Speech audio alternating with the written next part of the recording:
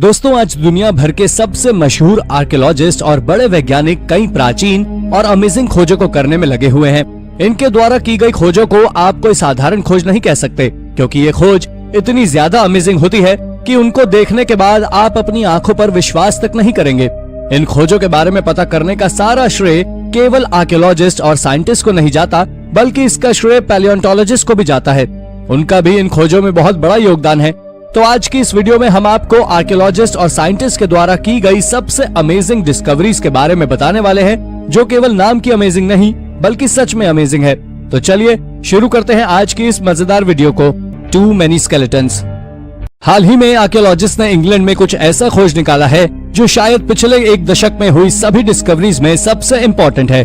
यहाँ लगभग 40 स्केलेटन्स मिले हैं जो अलग अलग एरा के लोगों के हैं। 2 घरों के निर्माण कार्य के समय उसके वर्कर्स को खुदाई करते हुए पुराने समय का एक कब्रिस्तान मिला। ऐसा माना जा रहा है कि ये लोग अंग्रेजी बोलने वाले सबसे पहले ह्यूमंस रहे होंगे। इस डिस्कवरी की रिसर्च में इन्वॉल्व आर्कियोलॉजिकल टीम के हेड टिम एलन का कहना है कि ये लोग ज्यूट्स कल्चर के लोग हैं। ये एक तरह की नॉर्डिक ट्राइब थी जो रोमन लोगों के जाने के बाद यूके आई थी। हालांकि जो इंग्लिश ये लोग बोलते थे वो आज के टाइम की इंग्लिश जैसी नहीं थी, बल्कि ओल्ड इंग्लिश थी, और आज के समय बोले जाने वाली इंग्लिश उसी का एक मॉडिफाइड वर्जन है। Elite treasure trove. ऑस्ट्रोवेट्स के छोटे से गांव में आर्कियोलॉजिस्ट को 900 साल पुरानी एक कब्र में एम्बर रिंग्स, ब्रॉन्ज के बने बोल और एक आयरन नाइफ मिली है। ये सभी आर्टिफैक्ट्स 12वीं सेंचुरी के टाइम के एक एलीट व्यक्ति की कब्र से पाए गए हैं। उस समय यहाँ एक अजीब सी क्रिश्चियन कम्युनिटी रहा करती थी। हालांकि यहाँ से और भी कब्रें मिली हैं, लेकिन ये वाली इसलिए खास है क्योंकि इसका साइज सबसे बड़ा है और इसके अलावा इसमें सबसे ज्यादा वैल्यूएबल आर्टिफैक्ट्स भी थे। साइंटिस्ट का कहना है ये जरूर उस समय का लीडर रहा होगा, लेकिन ये लीडर कौन था इसके बारे में किसी को कुछ भी नहीं पता।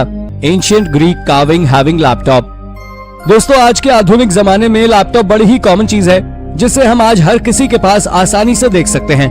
लेकिन अगर कोई आपसे कहे कि आज से लगभग 2600 साल पहले भी लोगों के पास लैपटॉप हुआ करता था, तो शायद आप उस पर हंसेंगे। लेकिन एक ग्रीक एक्सकवेशन साइट पर मिली एक ग्रीक एरा की फ्यूनररी कार्विंग को देखकर हर कोई चौंक गया, क्योंकि इस पेंटिंग में एक बच्चा एक औरत को एक लैपटॉप नुमा कोई चीज दिखा रहा है। लोगों का कहना है कि ये चीज कोई लैपटॉप जैसी चीज ही रही होगी, क्योंकि इसमें यूएसबी पोर्ट जैसे 2 छेद दिखाई दे रहे हैं। लेकिन अगर एक्सपर्ट्स की माने तो ये चीज कोई आईना या फिर कोई ज्वेलरी बॉक्स रहा होगा, जिसे वो बच्चा अपनी माँ को दिखा रहा है। तो वहीं वो छेद बॉक्स के सिरों को आपस में जोड़ने के लिए बनाए गए होंगे। ऐसी कई कब्रें बाद में डिस्कवर हुई, जिसमें अलग अलग प्रकार की कार्विंग कब्रों के ऊपर उकेरी गई थी, जो लगभग 2600 साल से लेकर 500 साल पहले तक उपयोग में लाया गया।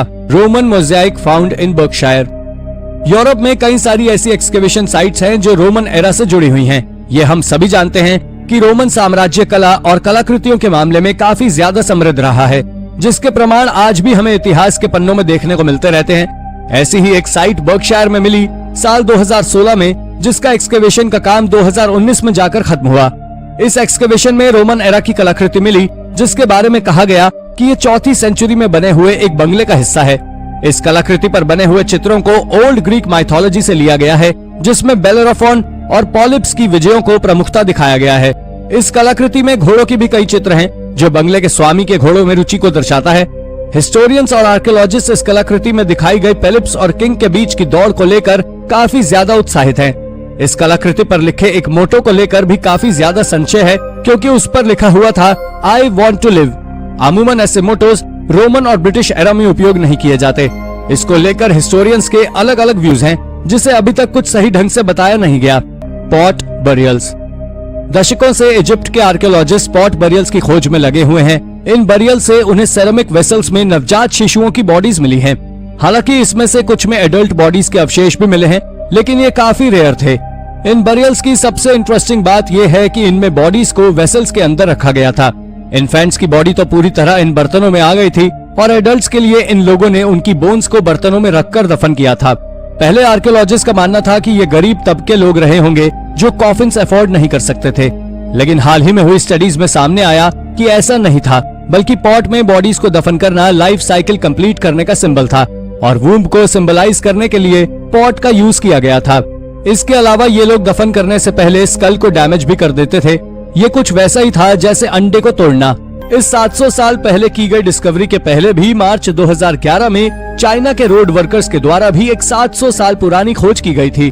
दरअसल ये खोज स्ट्रीट को एक्सपैंड कर रोड बनाने के दौरान की गई थी, जिसमें वर्कर्स को मिंग डायनेस्टी के एरा की एक मम्मी मिली थी, जिस कॉटन से सुंदर और अच्छे तरीके से कवर्ड किया गया था, जिससे आर्कियोलॉजिस्ट ने यह अंदाजा लगाया कि ये मम्मी किसी हाई क्लास एलीट मेंबर की है, जो करीब 1368 से 1644 के बीच की है। इसमें सबसे अजीब बात यह थी कि इस मम्मी की पूरी बॉडी अच्छी तरह से कवर्ड थी, लेकिन उसका चेहरा पूरी तरह खुला हुआ था और उसके चेहरे की आईब्रोज तक पूरी तरह ठीक हालत में थी। आपको जानकर आश्चर्य होगा कि ये मम्मी इतने अच्छे तरह से इसलिए प्रिजर्व थी क्योंकि इसे एक ब्राउन लिक्विड में रखा गया था, जिसके बारे में आज भी रिसर्चर्स हैरान हैं कि ये आखिर लिक्विड है क्या। A very old garden. दोस्तों, इजिप्ट से ममीज मिलना तो बहुत ही कॉमन है, लेकिन अब जो आर्कियोलॉजिस्ट ने ढूंढ निकाला वो वाकई कुछ अनोखा है। इजिप्ट में राजधानी थीब्स के पास आर्कियोलॉजिस्ट को एक टूम के बाहर से एक गार्डन के अवशेष मिले हैं। ये टूम लगभग 4000 साल पुराना है और इसके पास से गार्डन मिलने का मतलब ये है कि शायद 4000 साल पहले इजिप्ट के लोग गार्डनिंग से काफी शौकीन थे, शायद उतने ही जितने कि आज हम हैं। आर्कियोलॉजिस्ट का कहना है कि ये गार्डन सिर्फ डेकोरेशन के लिए नहीं होगा, शायद फ्यूनररी राइट्स में भी इसका कुछ योगदान रहा होगा। इसके अलावा इस टूम के पास से आर्कियोलॉजिस्ट को इसी टूम के पास मिट्टी का बना एक मंदिर भी मिला है, जिसमें पत्थर के 3 स्लैब्स थे, जो मोंटू, पिटाहा, सोकर और ओसिरिस नाम के 3 इजिप्शियन गॉड्स को डेडिकेट किए गए थे। इसके अलावा इसमें से पॉट में डेट्स और फ्रूट्स भी पाए गए हैं। हालांकि ये ग्रेव किसकी थी हमें नहीं पता, हम बस ये अंदाजा लगा सकते हैं कि उस समय लोग गार्डनिंग और फ्रूट्स के शौकीन थे, इसीलिए आफ्टर लाइफ के लिए भी ग्रेव्स में फ्रूट भी दफन करते थे। Iron age teenager. कजाकिस्तान की तरबागताई माउंटेन्स में रिसर्चर्स ने कारगन नाम के बरियल मून्स को खोज निकाला है। इसमें आयरन एज के 2 टीनेजर्स के शरीर के अवशेष मिले हैं। इन दोनों की मौत लगभग 2700 साल पहले हुई थी और ये दोनों साका नाम के एक ग्रुप के सदस्य थे। साका नोमडियन लोगों का समूह था जो ईरानियन लैंग्वेज बोलते थे और सेंट्रल एशिया और रशिया के सिथिया लोगों से रिलेटेड थे। ये लोग लगभग 600 सालों तक इस एरिया में राज करने के बाद 2nd सेंचुरी बीसी में गायब हो गए। इस कब्र में जो लड़की थी, मृत्यु के समय उसकी उम्र 16 साल थी। हालांकि उसकी कब्र को बुरी तरह लूटा गया और इस वजह से इसमें और क्या क्या था ये तो नहीं बताया जा सकता, लेकिन लुटेरों ने इसके स्केलेटन को हाथ नहीं लगाया। दूसरा टीनेजर एक लड़का था जिसने गले में सोने के आभूषण पहन रखे थे। इसके अलावा उसके पास एक सोने की कटार और गोल्ड प्लेटेड तरकश भी मिला है, जिसमें कुछ तीर भी थे जिनकी टिप ब्रॉन्ज की बनी हुई थी। इन दोनों ही टीनेजर के कपड़े काफी अच्छे थे। इसके अलावा ग्रेव में मिले गोल्ड से भी यही लगता है कि शायद ये लोग सोसाइटी के प्रोमिनेंट मेंबर्स रहे होंगे, लेकिन इन दोनों के बीच कोई रिश्ता था या नहीं इसके बारे में कोई जानकारी नहीं है। और क्योंकि सका लोगों ने किसी तरह के रिटर्न रिकॉर्ड्स नहीं छोड़े हैं, इसीलिए इस तरह की डिस्कवरीज शायद हमेशा के लिए रहस्य ही रहने वाली है। व्हाइट शैमन मुरल। यह खोज दक्षिण पश्चिम टेक्सास के निचले हिस्से पैकोस कैनियन लैंड्स में 1 मील ऊपर की ओर पैकोस रिवर और रियो ग्रांड के संगम वाले स्थान पर की गई है। वहीं व्हाइट शैमन रॉक शेल्टर को चूना पत्थर की घाटी के अंत में एक चट्टान के ऊपर उकेरा गया है। वहाँ एक छोटे से एल्कोव में 26 फुट लंबा चित्रलेखों का संग्रह एक चिकनी दीवार पर फैला हुआ है, जो पश्चिम की ओर नजर आता है। आपको जानकर आश्चर्य होगा कि दीवार पर बनी इन आकृतियों के रंग समय के साथ फीके पड़ गए हैं। इन आकृतियों में से कुछ बहुत ही मनमोहक है, जिन्हें समझना काफी कठिन काम है। इनमें से कुछ तो साफ समझ आती है कि उनमें मानव या पशु जैसी आकृति बनी हुई है, और इसके बारे में एक और खास बात यह है कि ये डूबते सूरज के साथ पीले और लाल रंगों को तेज कर सकती है, जबकि एक पूर्णिमा का चांद सफेद छवियों को रोशन करता है। इसमें लंबे सिर की मानव आकृति भी शामिल है, जो साइट को इसका नाम देती है। इसी तरह के रॉक आर्ट के आंकड़े कुछ 20 फीट तक ऊंचे पैकोस और रियो ग्रांड के संगम के आसपास से करीब 90 मील के दायरे में 200 से अधिक चट्टानों को सजाते हैं। इसके बारे में रिसर्चर्स का मानना है कि 2500 ईसा पूर्व से 500 ईस्वी तक इन चित्रों का निर्माण किया गया था, जिसे पेकोस नदी की शैली के रूप में जाना जाता है। ये डिस्कवरी नॉर्दर्न ग्वाटेमाला के जंगल में की गई है, जो प्राचीन समय में ला कोरोना नाम से जाना जाता था। यहाँ से कई ऑल्टर्स मिले हैं जो करीब 1500 साल पुराने हैं। ये ला कोरोना साइट पर खोजे गए सबसे प्राचीन थिंग्स में से एक है। ये प्राचीन माया सिविलाइजेशन के द्वारा बनाए गए थे, जो 250 से 900 एडी तक यहाँ रह चुके हैं। National museum of archaeology and ethnology की माने तो उनका कहना है कि ऑल्टर्स पर बने कार्विंग्स कैनुल डायनेस्टी की नींव को दर्शाते हैं, जिन्होंने माया पर करीब 200 सालों तक राज किया। इनके राजा की एक कार्विंग इन ऑल्टर्स पर मौजूद है, जिसमें वो दोनों हाथों में सांप लिए हुए हैं, और इसी के चलते कैनुल डायनेस्टी के राजाओं को स्नेक किंग्स भी कहा जाता है। ये डिस्कवरी ज्यादा डरावनी तो नहीं है, लेकिन काफी ज्यादा ही अजीब है। दक्षिण भारत के लगभग हर शहर में ऐसे कई प्राचीन फोर्ट्स मौजूद हैं, जो दक्षिण भारत के इतिहास को समझने में मदद करते हैं। केरल, तमिलनाडु, कर्नाटक आदि शहरों में आज भी ऐसे कई प्राचीन फोर्ट्स मौजूद हैं और तेलंगाना के वारंगल शहर में स्थित वारंगल किला उन्हीं प्राचीन फोर्ट्स में से एक है। इस भव्य किले का निर्माण 12वीं शताब्दी के आसपास काकतीय राजवंश के राजा गणपति देव ने किया था, लेकिन कुछ समय बाद उनकी मृत्यु हो गई, जिसके बाद उनकी बेटी रुद्रमा देवी ने इसका निर्माण करवाया था। इस फोर्ट पर कई बार हमला किया गया था, लेकिन मिस्ट्री ये है कि इस किले में एक शिवलिंग स्थापित है जो बिल्कुल सिलेंड्रिकल शेप का है और इस पर कोई निशान है। तो कई सौ सालों पहले ऐसी कौन सी टेक्नोलॉजी थी जिससे ऑब्जेक्ट को डिजाइन करने के दौरान एक भी निशान नहीं छूटते थे? ये वाकई बहुत हैरान कर देने वाली बात है। दोस्तों, पत्थर का इस्तेमाल हमारे पूर्वज सदियों से करते आ रहे हैं, लेकिन कब से ये बात आज भी एक रहस्य है। लेकिन साल 2020 में आर्कियोलॉजिस्ट ने मेक्सिको में करीब 19,000 स्टोन आर्टिफैक्ट्स की खोज की थी, जो एस्टेलेरो माउंटेन्स रीजन में बनी एक चिक्विहुइट नाम की गुफा में की गई थी।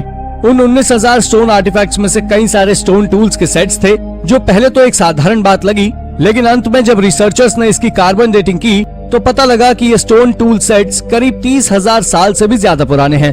लेकिन इतिहास में तो ये बताया गया है कि हमारे पूर्वजों ने स्टोन टूल्स का निर्माण 15,000 से 20,000 साल पहले किया था। तो ये 30,000 साल पुराने स्टोन आर्टिफैक्ट्स मिलना आखिर कैसे संभव है? ये बात रिसर्चर्स के लिए आज तक एक मिस्ट्री बनी हुई है, जो जल्दी सुलझने वाली नहीं है। दोस्तों, जब एक बच्चा बोर हो रहा होता है तो वो खिलौनों के साथ खेलने लगता है, लेकिन क्या कभी आपने सोचा है कि आखिर खिलौने कितने समय पहले से बच्चों को बहलाने का काम कर रहे हैं? अगर नहीं तो आपको बता दें कि हाल ही में आर्कियोलॉजिस्ट ने इंग्लैंड के हैड्रियंस वॉल के पास के विंडोलांडा नाम के टाउन में बने एक एंशिएंट रोमन फोर्ट से कई सारे लेदर के द्वारा बनाए गए खेलने वाले चूहे खोजे हैं, जिसके बारे में आर्कियोलॉजिस्ट का कहना है कि ये लेदर टॉयज करीब 1900 साल पुराने हैं। वो लेदर के प्रत्येक चूहे करीब 5 इंच लंबे और 1 इंच चौड़े थे। और इतना ही नहीं, बल्कि आप इस लेदर माउस को देखकर ये भी कह सकते हो कि प्राचीन समय के लोग भी काफी ज्यादा अक्लमंद हुआ करते थे, क्योंकि उन चूहों के ऊपर छोटी छोटी मार्किंग्स थी जो चूहे के फर को प्रदर्शित करती है। ये खिलौनों के मामले में अब तक की दूसरी सबसे बड़ी डिस्कवरी है। दोस्तों, आपका दुनिया के सबसे बड़े पिरामिड के बारे में क्या मानना है? मुझे मालूम है कि आप में से ज्यादातर लोग इस मामले में the great pyramid of Giza के बारे में सोच रहे होंगे, लेकिन अगर आप भी ऐसा सोच रहे हैं तो आप गलत हैं। दुनिया का सबसे बड़ा पिरामिड मेक्सिको में है, जो वहाँ एक पहाड़ बना हुआ है। इसे वहाँ के लोकल लोगों के द्वारा लाची हुआलचपैटल नाम से जाना जाता है और उस पहाड़ को नाहुटल नाम से जाना जाता है, जिसका मतलब हाथ से बनाया हुआ होता है। लेकिन बाकी सारी दुनिया में इसे पिरामिड ऑफ चोलुला नाम से जाना जाता है। ये न केवल दुनिया का सबसे बड़ा पिरामिड है, बल्कि इस प्लैनेट पर बना अब तक का सबसे बड़ा मॉन्यूमेंट है, जिसका वॉल्यूम करीब 13,000 क्यूबिक फीट है, जो the great pyramid of Giza से 2 गुना ज्यादा विशाल है। यह पिरामिड कितना ज्यादा अमेजिंग है, अब तक तो आप जान ही चुके होंगे। Nazi iron man Buddha. दोस्तों, नाजी के कुछ एक्सपर्ट्स ने एक अभियान के दौरान 1930 में बुद्धा की एक पुरानी मूर्ति खोजी थी, लेकिन उस समय उन्हें इसकी कीमत का कोई अंदाजा नहीं था। पर मॉडर्न रिसर्च में अब जाकर पता चला है कि ये मूर्ति बहुत ही कीमती उल्कापिंड के धातुओं से बनाई गई थी। इस मूर्ति के छाती पर एक स्वास्तिक यानी कि साथिया का निशान बना हुआ है। रिसर्चर्स के मुताबिक स्वास्तिक के निशान वाली ये मूर्ति करीब 1000 साल से भी ज्यादा पुरानी है और ये लोहे के एक दुर्लभ स्वरूप से तैयार हुई है, जिसमें निकल यानी कि गिल्ट भी मिला हुआ है। रिसर्च करने वाली टीम का मानना है कि ये धातु चिंगा उल्कापिंड का हिस्सा है, जो करीब 15,000 साल पहले साइबेरिया और मंगोलिया की सीमा पर गिरा था। उल्कापिंड के मलबे का पता 1913 में ही लगा, लेकिन जिस असली धातु से मूर्ति बनी है उसे कई सदी पहले ही इकट्ठा कर लिया गया था, जो काफी ज्यादा हैरान कर देने वाली खोज है। Bison massacre.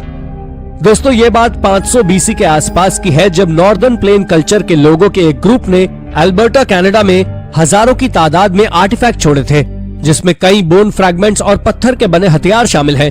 लेकिन शायद आपको ये जानकर ताज्जुब होगा कि इसमें 65 से ज्यादा बाइसन की हड्डियां शामिल थी।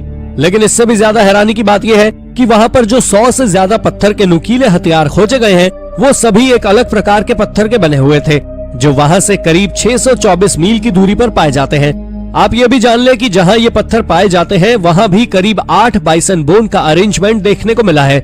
इन सभी चीजों को देखते हुए एक्सपर्ट्स का मानना है उस समय लोग ज्यादातर बाइसन का मांस खाना ही पसंद करते थे, और ये परंपरा न केवल अल्बर्टा में बल्कि वहाँ से 1000 किलोमीटर दूर नॉर्थ डेकोटा में भी एक ही समय पर चल रही थी। ये खोज सच में विचित्र है, जो हमें एंशिएंट पीपल को अजीब सोचने पर मजबूर करती है। Necropolis of Pantalica. दोस्तों, हम सबने कब्रिस्तान तो कई देखे होंगे जो आज के दौर में जमीन के समतल बनाए जाते हैं, लेकिन इटली के सिसिली शहर में मिले एक कब्रिस्तान ने एक अलग ही तस्वीर पेश की है। ये कब्रिस्तान एक पहाड़ी के ऊपर बना हुआ था। कहा जाता है कि इस कब्रिस्तान को वहाँ के लोगों ने 3300 बीसी से लेकर लगभग 2700 बीसी तक उपयोग किया। ये कब्रिस्तान अपने आप में एक अद्भुत कलाकृति का उदाहरण है जो साल 2005 से यूनेस्को की हेरिटेज साइट में शुमार है। कहा जाता है कि ये कब्रिस्तान सिजल्स लोगों ने बनवाया था जो कि ओल्ड एज में इस आइलैंड पर रहने के लिए आए थे। कहा जाता है कि पहले के जमाने में इस कब्रिस्तान की हर कब्र पत्थर या किसी चट्टान से ढकी हुई थी, लेकिन किसी अननोन कारण के कारण ये चट्टानें वहां से हट गईं और ये कब्रें दुनिया के सामने आ गईं। कई एक्सपर्ट्स ये मानते हैं कि इस कब्रिस्तान की पहाड़ी पर माइसीनियन पैलेस भी था जिसके लिए इन कब्रों को काटा गया था, लेकिन कई एक्सपर्ट्स इस थ्योरी को नकारते भी हैं। दोस्तों, तो चलिए एक और करीब 700 साल पुरानी खोज के बारे में जान लेते हैं। इसका नाम लाराबांगा मॉस्क है जो लाराबांगागन में स्थित है। ये पहला मॉस्क है जिसे वेस्ट अफ्रीका में बनाया गया था। सबसे बड़ा और प्राचीन मॉस्क है। इसे वेस्ट अफ्रीका का मक्का भी कहा जाता है। आपको बता दें कि जिस लेजेंड ने इस मॉस्क को बनाया है उसका नाम अयूबा था, जो एक मूरिश ट्रेडर था, और उसका कहना था कि उसने इसे सपने में देखा था, इसलिए उसने वैसा एक मॉस्क बना दिया जैसा उसने सपने में देखा था, जो कि ये मॉस्क है।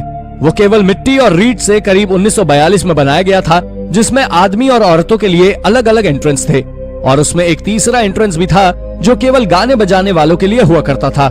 ये 1970 के समय काफी कमजोर पड़ गया था, जिसको बनाए रखने के लिए उसके ऊपर सीमेंट की कई परतें लगाई गई और आज भी ये मौजूद है। तो आपका क्या कहना है इसके बारे में, हमें कमेंट करके जरूर बताएं। Another necropolis of Italy. दोस्तों, प्राचीन और अद्भुत कब्रगाहों के लिए इटली काफी प्रसिद्ध देश माना जाता है, जहां पर पुराने समय की कई सारी अनोखी अनोखी कब्रें और कब्रगाह मिली हैं। ऐसी ही एक कब्रगाह मिली साल 1889 में साउथ इटली में, जिसे हाइपोगियम ऑफ क्रिस्टालिनी स्ट्रीट कहा जाता है। इस कब्रगाह की बात करें तो एक्सपर्ट्स के हिसाब से इसकी उम्र लगभग 2300 साल पुरानी है। यहाँ की कब्रों की बात करें तो इस जगह की कब्रें काफी बड़ी बड़ी कमरे नुमा बनी हुई हैं।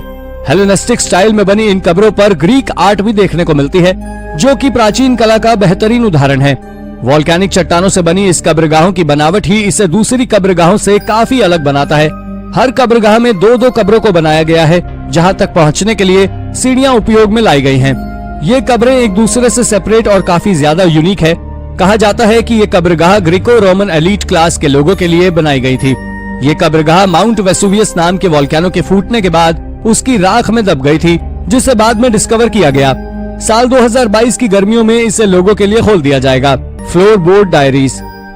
दोस्तों, रोज की दिनचर्या को लेकर डायरी लिखना तो कई लोगों की आदत में शुमार होता है, लेकिन क्या आपने किसी को अपनी इस आदत को पूरा करने के लिए फ्लोर बोर्ड के ऊपर लिखते हुए देखा है? नहीं देखा तो चलिए 19वीं सेंचुरी के इस फ्रेंच एल्पाइन शैटेओ को देखिए। 1880 के इस शैटेओ में लगे फ्लोर बोर्ड्स पर वॉशिंग मार्टिन नाम के कारपेंटर ने गांव वालों की दिनचर्या अपनी डायरी में शामिल करने के लिए उन्हीं पर लिख डाला। इन फ्लोर बोर्ड्स पर लिखने के बाद मार्टिन इन्हें फ्लोर पर लगाता था। इस बात का पता लोगों को तब चला जब 2018 में इस शैटेओ को रेनोवेट किया गया